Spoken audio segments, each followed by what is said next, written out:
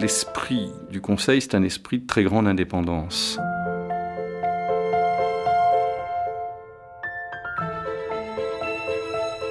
L'équilibre entre l'intérêt général du pays et la protection des droits.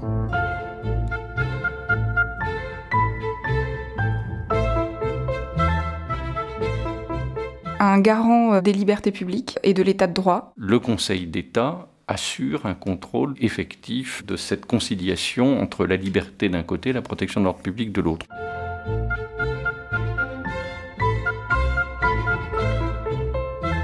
N'importe quel membre du Conseil d'État, quand il est en formation de jugement ou en section administrative, se pose la même question, c'est quel est l'intérêt général de cette question-là ?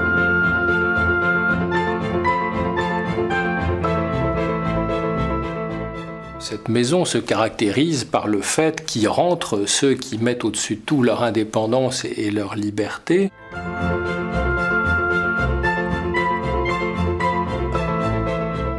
Le goût du service, une très forte émulation intellectuelle et beaucoup de curiosité et d'ouverture pour tout ce que nous faisons et ce qui nous entoure.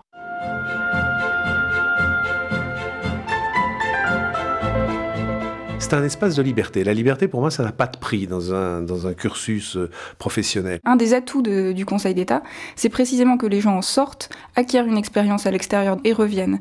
La richesse du Conseil d'État, c'est la diversité de l'expérience et du parcours de ses membres.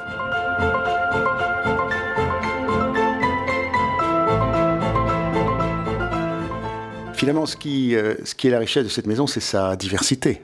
Ici, le principe, c'est un homme ou une femme, une voix, de 25 à 68 ans. C'est aussi l'honnêteté intellectuelle et le fait que on peut toujours défendre son point de vue, quel que soit son grade et son ancienneté. Même en étant jeune et en arrivant, on a la même légitimité en termes de parole que quelqu'un de plus ancien. Tout le travail purement individuel, toutes les décisions uniquement collégiales. L'indépendance est totale et la neutralité est absolue. Et d'ailleurs, elle n'est pas mise en cause. C'est l'indépendance et la liberté.